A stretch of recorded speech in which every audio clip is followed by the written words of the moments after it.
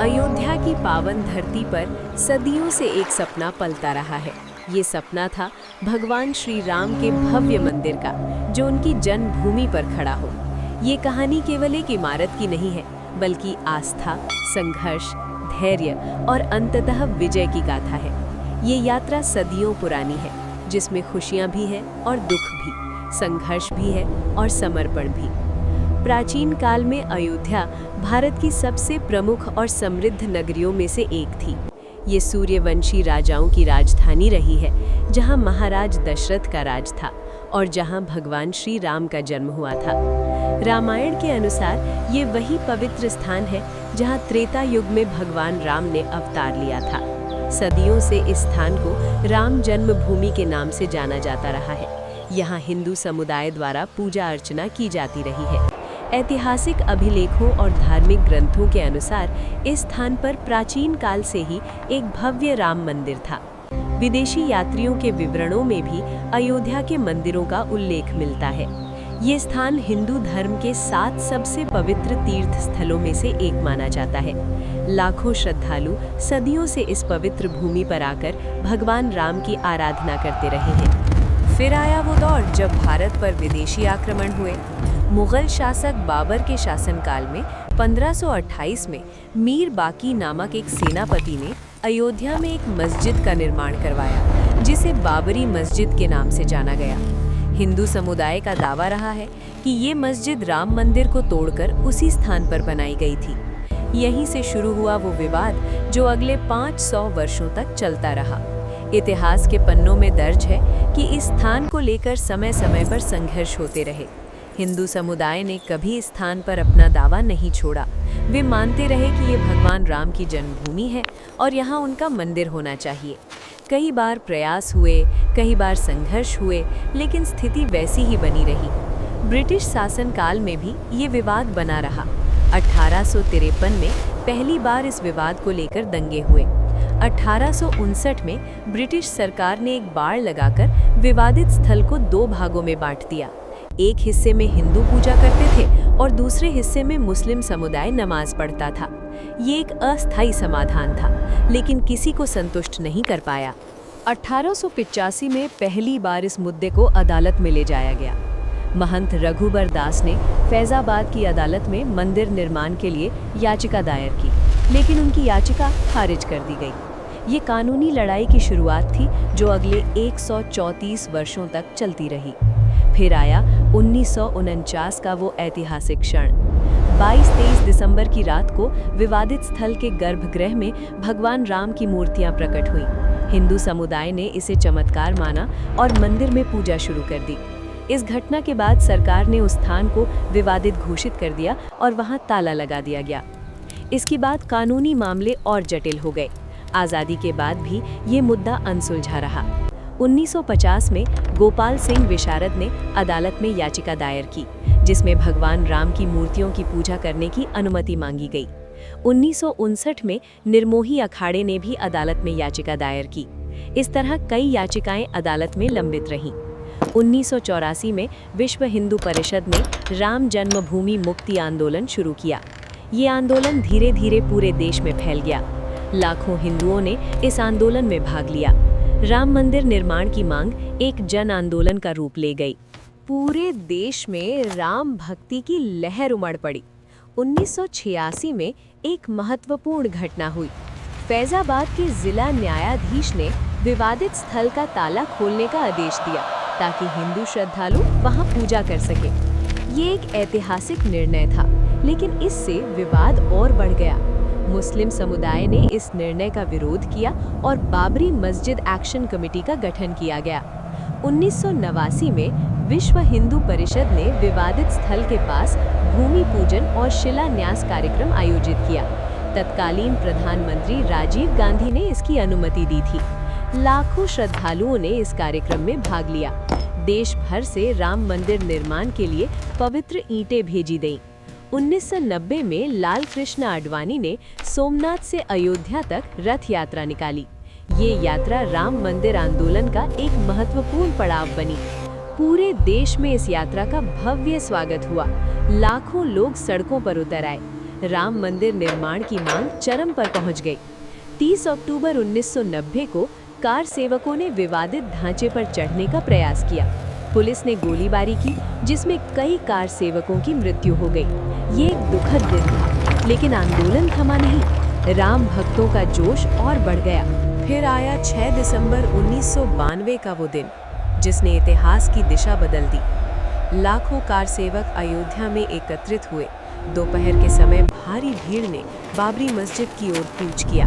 कुछ ही घंटों में 465 साल पुरानी संरचना ढह गई। ये एक ऐतिहासिक लेकिन विवादास्पद घटना थी। इस घटना ने पूरे देश को हिला दिया। देश के कई हिस्सों में दंगे हुए, हजारों लोगों की जानें गई। ये भारतीय इतिहास का एक काला अध्याय बना। इस घटना के बाद राजनीतिक उथल-पुथल हुई। नरसिम्हा राव की सरकार ने विवादित स्थल पर केंद्रीय नियंत्रण ले लिया। मुकदमे और जटिल हो गए। भारतीय पुरातत्व सर्वेक्षण को इलाहाबाद हाईकोर्ट ने 2003 में विवादित स्थल की खुदाई का आदेश दिया। 2003 में भारतीय पुरातत्व सर्वेक्षण ने अपनी रिपोर्ट प्रस्तुत की। रिपोर्ट में कहा गया कि विवादित स्थल के नीचे एक बड़े मंदिर के अवशेष मिले हैं। मंदिर के स्तंभ, नक्काशीदार पत्थर और अन्य साक्ष्य मिले। ये एक महत्वपूर्ण खोज थी, जिसने हिंदू पक्ष के दावों को मजबूती दी। 2010 में इलाहाबाद हाईकोर्ट ने अपना फैसला सुनाया। अदालत ने विवादित भूमि को 3 भागों में बांटने का आदेश दिया। 1/3 रामलला, 1/3 निर्मोही अखाड़ा और 1/3 सुन्नी वक्फ बोर्ड को। लेकिन सभी पक्ष इस फैसले से संतुष्ट नहीं थे। मामला सुप्रीम कोर्ट में चला गया। इसके बाद कई साल तक सुप्रीम कोर्ट में सुनवाई चलती रही। देश इस ऐतिहासिक फैसले का इंतजार कर रहा था। लाखों लोगों की आस्था इस मामले से जुड़ी हुई थी। हर कोई चाहता था कि ये विवाद सुलझ जाए और देश आगे बढ़े। 2019 में सुप्रीम कोर्ट ने इस मामले की रोजाना सुनवाई शुरू की। 5 जजों की संविधान पीठ ने 40 दिनों तक सुनवाई की। सभी पक्षों को सुना गया, सभी साक्ष्यों की जांच की गई। ये भारतीय न्यायिक इतिहास का सबसे लंबे समय तक चलने वाला मामला था। और फिर आया 9 नवंबर 2019 का वो ऐतिहासिक दिन। सुप्रीम कोर्ट ने अपना 1045 पन्नों का ऐतिहासिक फैसला सुनाया। अदालत ने पूरी 2.77 एकड़ भूमि राम मंदिर निर्माण के लिए हिंदू पक्ष को दे दी। साथ ही मुस्लिम पक्ष को मस्जिद निर्माण के लिए अयोध्या में ही 5 एकड़ वैकल्पिक भूमि देने का आदेश दिया गया। सुप्रीम कोर्ट के फैसले में कहा गया कि भारतीय पुरातत्व सर्वेक्षण की रिपोर्ट से साबित होता है कि विवादित स्थल पर मंदिर था। अदालत ने ये भी कहा कि बाबरी मस्जिद का ढहाया जाना गलत था और कानून का उल्लंघन था। लेकिन ऐतिहासिक, धार्मिक और पुरातात्विक साक्ष्यों को देखते हुए भूमि हिंदू पक्ष को दी गई। ये फैसला आते ही पूरे देश में खुशी की लहर दौड़ गई। लाखों राम भक्तों ने जश्न मनाया। मंदिरों में घंटियां बजी, दिए जलाए गए, मिठाइयां बांटी गई। 500 साल का इंतजार खत्म हुआ था। आस्था की जीत हुई थी।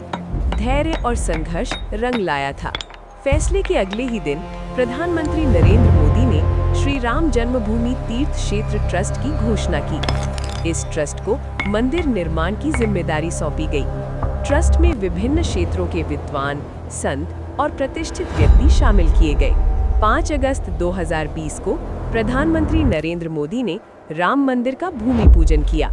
ये एक ऐतिहासिक क्षण था।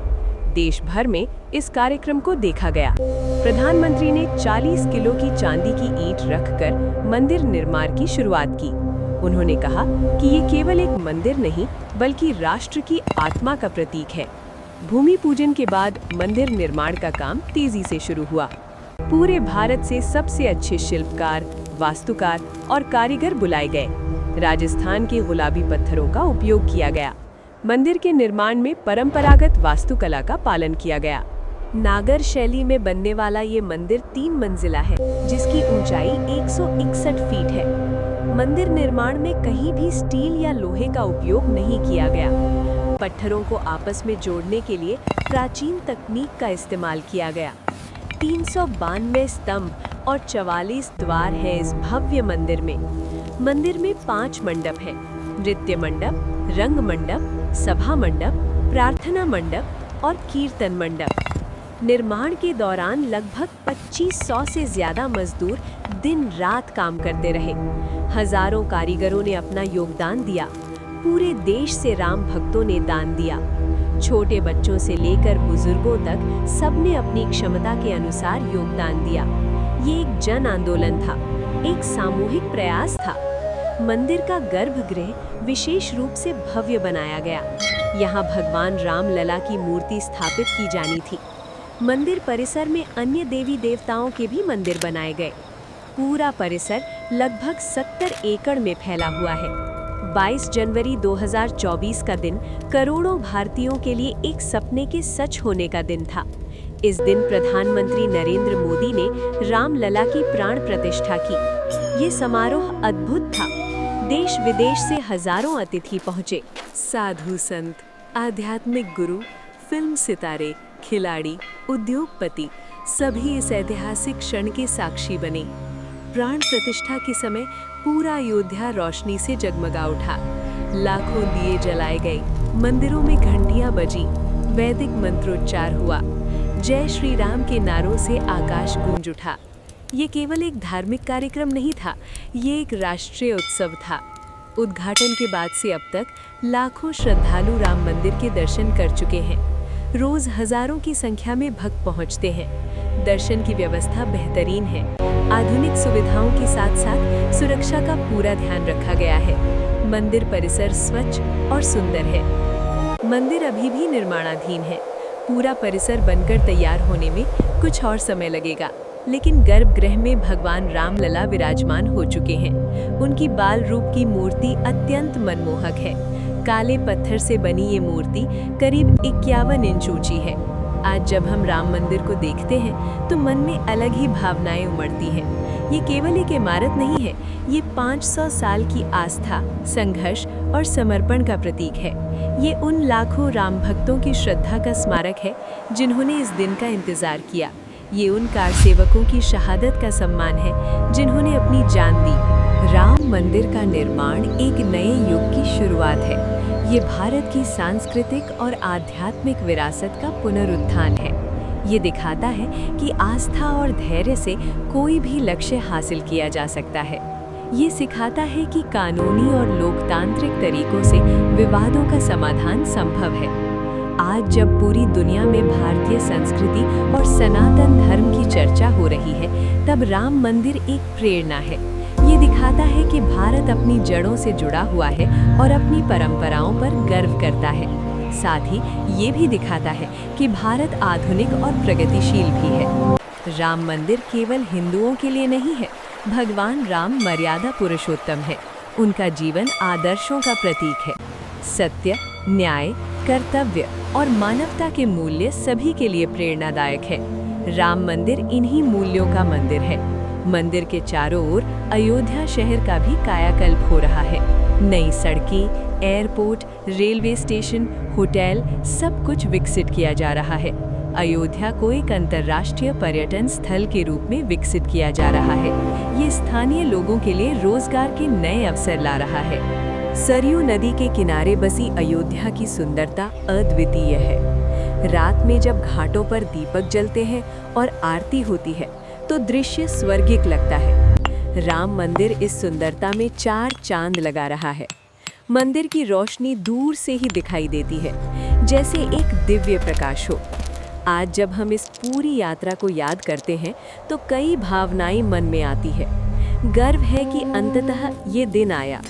खुशी है कि भगवान राम अपने जन्म स्थान पर विराजमान हो गए।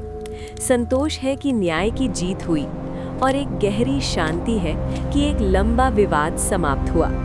लेकिन साथ ही हमें उन सभी लोगों को याद करना चाहिए जिन्होंने इस सपने को साकार करने में अपना योगदान दिया। वो संत जिन्होंने आंदोलन का नेतृत्व किया, वो कार सेवक जिन्होंने अपनी जान दी, वे वकील जिन्होंने अदालतों में लड़ाई लड़ी, वे शिल्पकार जिन्होंने मंदिर का निर्माण किया, सभी को नमन। राम मंदिर अब केवल एक इतिहास नहीं है, ये वर्तमान है और भविष्य भी। ये आने वाली पीढ़ियों के लिए एक धरोहर है। ये सिखाएगा कि धैर्य, आस्था और दृढ़ संकल्प से कोई भी लक्ष्य हासिल किया जा सकता है। ये बताएगा कि भारत की महान सांस्कृतिक परंपरा कितनी समृद्ध है। मंदिर की दीवारों पर जो नक्काशी है वो रामायण की कहानी बयान करती है। भगवान राम के जीवन के हर पहलू को इन पत्थरों में उकेरा गया है। ये एक जीवित संग्रहालय है जो भारत की कला और संस्कृति को दर्शाता है। आज जब कोई भक्त राम मंदिर में प्रवेश करता है तो उसे एक अलौकिक अनुभूति होती है। भगवान राम की मूर्ति को देखकर मन भक्ति से भर जाता है। आंखों में आंसू आ जाते हैं, खुशी के, भक्ति के, कृतज्ञता के। ये एक आध्यात्मिक अनुभव है जिसे शब्दों में बयान नहीं किया जा सकता। बच्चों से लेकर बुजुर्गों तक सभी के चेहरे पर मंदिर में एक अलग ही चमक दिखाई देती है। लोग जय श्री राम कहते हैं और हाथ जोड़कर प्रणाम करते हैं। ये दृश्य बताता है कि भगवान राम भारत की आत्मा में कितने गहराई से बसे हुए हैं। राम मंदिर ने भारत को एक नई ऊर्जा दी है। ये राष्ट्रीय गौरव का प्रतीक है। ये दिखाता है कि भारत अपनी पहचान को बनाए रखते हुए प्रगति कर सकता है। ये एक संदेश है कि परंपरा और आधुनिकता एक साथ चल सकती हैं। विदेशों से भी लाखों पर्यटक अब अयोध्या आ रहे हैं। वे राम मंदिर की भव्यता देखकर अचंभित हो जाते हैं। भारतीय वास्तुकला की ये उत्कृष्टता पूरी दुनिया में चर्चा का विषय बन गई है।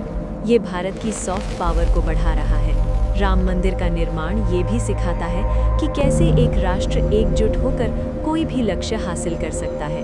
ये दिखाता है कि जब पूरा देश एक दिशा में चलता है तो असंभव भी संभव हो जाता है। ये राष्ट्रीय एकता का प्रतीक है। आज जब हम राम मंदिर को देखते हैं तो हमें याद आता है कि ये यात्रा कितनी लंबी थी। 500 साल का इंतजार, लाखों लोगों का संघर्ष, अनगिनत कुर्बानियां, सब कुछ इस भव्य मंदिर में समाहित है। ये केवल पत्थरों का ढांचा नहीं है, ये लाखों दिलों की धड़कन है। हर पत्थर एक कहानी कहता है, हर नक्काशी एक इतिहास बयान करती है, हर स्तंभ एक परंपरा को जीवित रखता है। ये मंदिर भारत की आत्मा का प्रतिबिंब है। ये हमारी सांस्कृतिक पहचान को मजबूती देता है। आने वाले दिनों में जब मंदिर परिसर पूरी तरह बनकर तैयार हो जाएगा तो ये और भी भव्य होगा।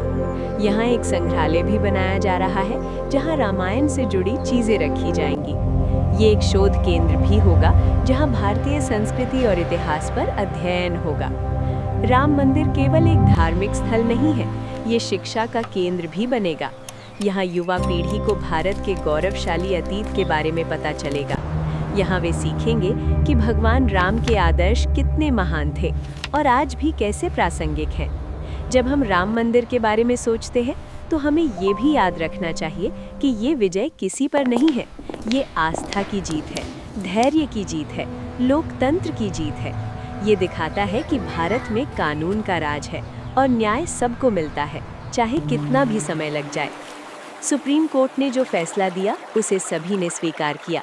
ये भारतीय लोकतंत्र की परिपक्वता को दर्शाता है। ये दिखाता है कि हम मतभेद होते हुए भी शांति से रह सकते हैं। ये संदेश देता है कि आपसी सम्मान और समझ से सभी समस्याओं का समाधान संभव है। राम मंदिर का निर्माण एक नई शुरुआत है। अब समय है आगे बढ़ने का, विकास करने का। अयोध्या को एक आदर्श शहर बनाने की दिशा में काम हो रहा है। ये एक स्मार्ट सिटी बन रही है जहां सभी आधुनिक सुविधाएं होंगी। राम मंदिर के आसपास स्वच्छता का विशेष ध्यान रखा जा रहा है। पर्यावरण की रक्षा के लिए पेड़ लगाए जा रहे हैं। सरयू नदी को साफ किया जा रहा है। ये सब दिखाता है कि आध्यात्मिकता और पर्यावरण संरक्षण साथ साथ चल सकते हैं। आज जब मैं इस पूरी कहानी को देखता हूँ तो मन भावुक हो जाता है। 500 साल का सफर, कितने उतार चढ़ाव, कितनी मुश्किलें, लेकिन अंत में सच्चाई की जीत। ये कहानी हर भारतीय के दिल में बसी हुई है। ये हमारी विरासत का हिस्सा है। राम मंदिर अब वास्तविकता है। ये सपना नहीं, हकीकत है। जब सुबह सूर्य की पहली किरण मंदिर के शिखर पर पड़ती है तो लगता है जैसे स्वर्ग से कोई दिव्य प्रकाश उतर रहा हो। जब शाम को आरती होती है और घंटियां बजती हैं तो पूरा वातावरण भक्तिमय हो जाता है। ये मंदिर आने वाली सदियों तक खड़ा रहेगा। ये आने वाली पीढ़ियों को बताएगा कि उनके पूर्वजों ने कितना संघर्ष किया था। ये सिखाएगा कि आस्था की शक्ति कितनी महान होती है। ये प्रेरणा देगा कि सच्चाई की हमेशा जीत होती है। राम मंदिर केवल अयोध्या का नहीं, पूरे भारत का गौरव है। हर भारतीय का इसमें योगदान है, चाहे वो दान के रूप में हो, प्रार्थना के रूप में हो या फिर मानसिक समर्थन के रूप में हो। ये सामूहिक प्रयास का परिणाम है। जय श्री राम का नारा अब केवल एक नारा नहीं रहा, ये एक भावना बन गया है, एक विश्वास बन गया है। ये दिखाता है कि भगवान राम हर भारतीय के दिल में बसे हुए हैं। राम मंदिर इसी विश्वास का मूर्त रूप है। आज जब मैं ये सब लिखता हूँ तो मन में एक संतोष है, एक गर्व है, एक खुशी है। राम मंदिर बन गया है, ये सच है, हकीकत है। अब हर कोई जा सकता है, दर्शन कर सकता है, प्रार्थना कर सकता है। ये खुशी की बात है, गर्व की बात है, लेकिन साथ ही एक जिम्मेदारी भी है। हमें इस मंदिर को बनाए रखना है, इसकी पवित्रता बनाए रखनी है। हमें ये सुनिश्चित करना है कि ये हमेशा भक्ति और शांति का केंद्र बना रहे। हमें ये देखना है कि आने वाली पीढ़ियां भी इस विरासत का सम्मान करें। राम मंदिर की कहानी अभी खत्म नहीं हुई है, ये तो अभी शुरुआत है। आने वाले समय में ये और भी विकसित होगा, और भी सुंदर बनेगा। ये भारत की आध्यात्मिक राजधानी के रूप में स्थापित होगा। ये दुनिया भर के राम भक्तों का तीर्थ स्थल बनेगा। आज जब कोई राम मंदिर जाता है तो वो केवल दर्शन करने नहीं जाता, वो एक इतिहास से जुड़ता है, एक परंपरा से जुड़ता है, एक आस्था से जुड़ता है। वो उन सभी लोगों के संघर्ष को सलाम करता है जिन्होंने इसे संभव बनाया। राम मंदिर हमें सिखाता है कि हार मानना नहीं चाहिए, चाहे कितनी भी मुश्किल क्यों ना हो, चाहे कितना भी समय लग जाए। लेकिन अगर हम दृढ़ संकल्प के साथ चलते रहें तो सफलता जरूर मिलती है। 500 साल का इंतजार इसका सबसे बड़ा उदाहरण है। इस मंदिर में जो भी आता है वो कुछ ना कुछ लेकर जाता है। शांति, आशीर्वाद, प्रेरणा या फिर सिर्फ एक अच्छी अनुभूति। यही तो मंदिर की विशेषता होती है। ये केवल पत्थर की इमारत नहीं, ये भावनाओं का घर है। राम मंदिर अब हमारे बीच है, हमारे साथ है, ये हमारा है। ये भारत की आस्था का प्रतीक है, संस्कृति का प्रतीक है, परंपरा का प्रतीक है। ये हमारी पहचान है, हमारा गौरव है। आओ हम सब मिलकर इसे संजोएं, इसका सम्मान करें और इसे आने वाली पीढ़ियों के लिए सुरक्षित रखें। जय श्री राम।